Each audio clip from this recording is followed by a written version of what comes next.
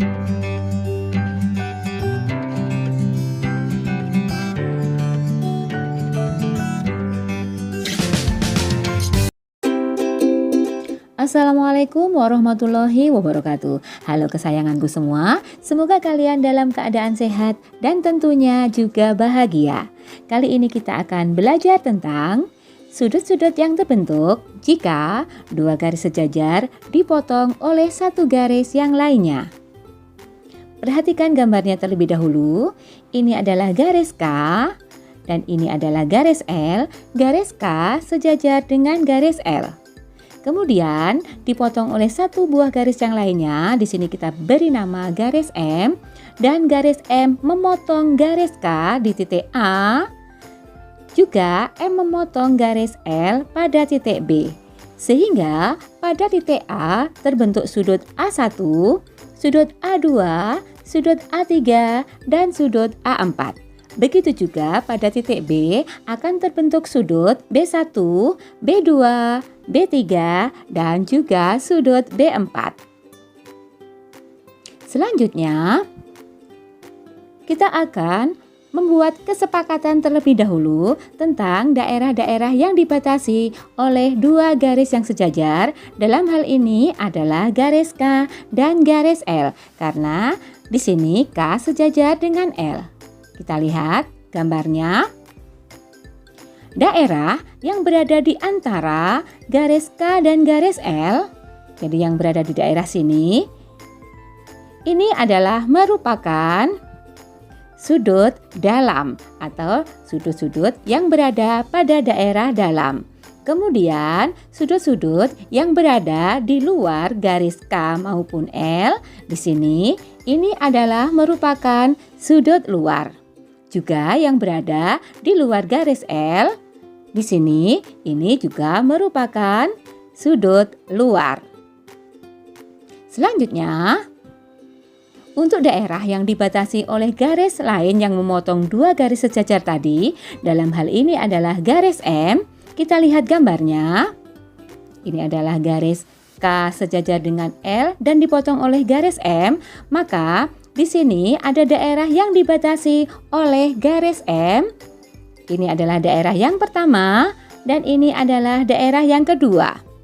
Daerah atau sudut yang berada dalam daerah yang sama, misalkan pada daerah pertama, maka kita namakan sudut yang sepihak. Begitu juga untuk sudut-sudut yang sama-sama berada di daerah yang kedua, ini juga merupakan sudut yang sepihak.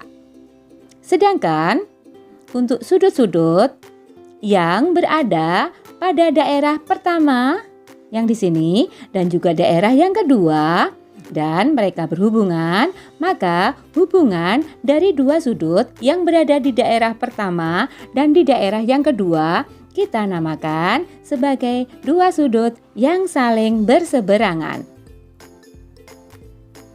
Kalau begitu, sudut-sudut yang terbentuk jika dua garis sejajar dipotong oleh garis yang lainnya. Ini adalah gambarnya. Yang pertama adalah sudut sehadap. Sudut sehadap adalah sudut-sudut yang menghadap pada arah yang sama dan berada pada dua titik yang berbeda. Di sini nanti akan berada pada titik A dan juga pada titik B. Kemudian yang kedua adalah dua sudut yang saling dalam berseberangan. Maksudnya adalah sudut dalam berseberangan adalah sudut-sudut yang berada pada area dalam, di sini adalah dalam, tetapi dipisahkan oleh satu garis, dalam hal ini adalah garis M. Selanjutnya adalah sudut saling luar berseberangan, adalah sudut-sudut yang berada di luar garis K dan garis L, artinya tidak berada di antaranya dan keduanya dipisahkan oleh garis M. Selanjutnya adalah sudut dalam sepihak, adalah sudut-sudut yang letaknya berada di antara dua garis yang sejajar, yaitu garis K dan L, dan sama-sama berada pada daerah yang sama, daerah pertama atau sama-sama daerah yang kedua. Selanjutnya, untuk sudut luar sepihak adalah sudut yang berada di luar garis K maupun garis L tetapi berada dalam daerah yang sama, daerah 1 atau daerah 2 yang tidak dipisahkan oleh garis M. Kalau begitu, pasangan-pasangan sudut manakah yang terdapat pada garis-garis sejajar yang dipotong oleh garis yang lainnya? Untuk pasangan sudut sehadap, kita lihat di sini. Jika sudut A1, maka akan sehadap dengan sudut B1 karena sudut A1 dan B1 menghadap arah yang sama. Begitu juga sudut A2 dan sudut B2 adalah dua sudut yang juga sehadap. Selanjutnya, sudut A3 dan sudut B3 adalah merupakan pasangan sudut-sudut yang sehadap juga. Yang terakhir adalah sudut A4 dan sudut B4 merupakan pasangan-pasangan sudut yang sehadap. Selanjutnya adalah pasangan sudut yang saling dalam berseberangan. Tentu saja, sudut-sudut ini nanti adalah sudut-sudut yang berada di antara dua garis yang sejajar, yaitu di antara dua garis K dan garis L dan dipisahkan oleh garis M. Maka sudut A4 ini adalah 4 akan berseberangan dengan sudut B2.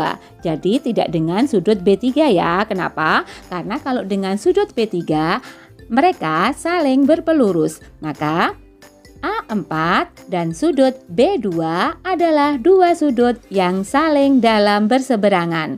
Pasangan selanjutnya untuk sudut dalam berseberangan adalah sudut A3, ini adalah sudut A3 berada dalam area dalam di antara dua garis sejajar K dan L akan berseberangan dengan sudut B1. B1 juga berada pada daerah dalam. Selanjutnya adalah sudut luar berseberangan. Pasangan-pasangan sudut luar berseberangan adalah sudut-sudut yang berada di luar atau tidak di antara garis K dan garis L. Maka pasangannya adalah sudut A1 di sini akan luar berseberangan dengan sudut B3. Ini juga sama-sama di luar dan dipisahkan dengan garis M. Selanjutnya, pasangan berikutnya untuk luar berseberangan adalah sudut A2 di sini berseberangan dengan sudut B4, sama-sama di luar dan dipisahkan oleh garis M. Selanjutnya adalah sudut-sudut yang saling dalam sepihak.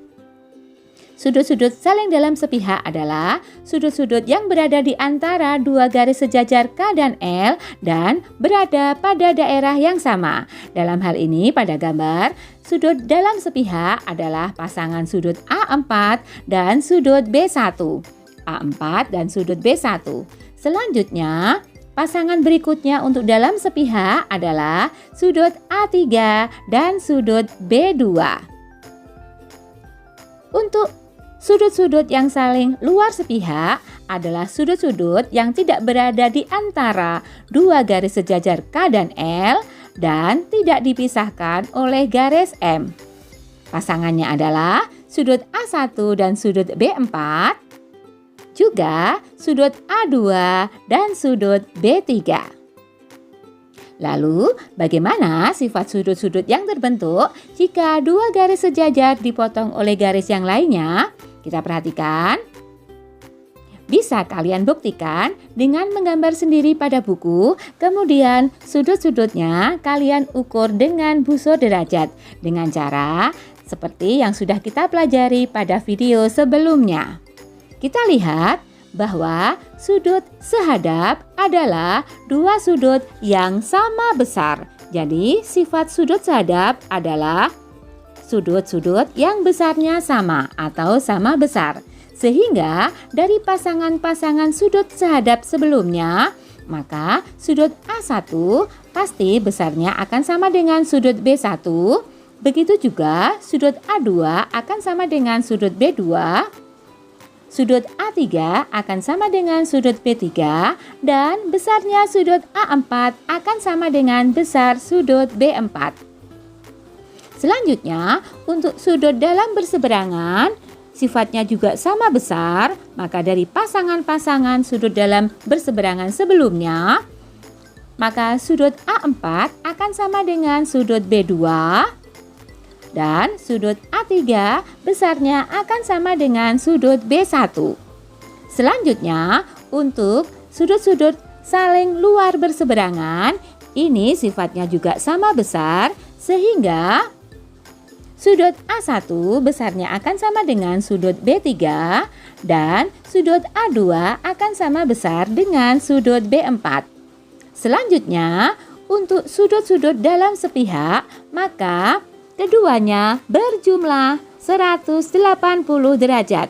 Sehingga dari pasangan-pasangan sudut dalam sepihak, yaitu sudut A4 dan sudut B1, maka sudut A4 jika ditambah atau dijumlahkan dengan sudut B1 akan sama dengan 180 derajat.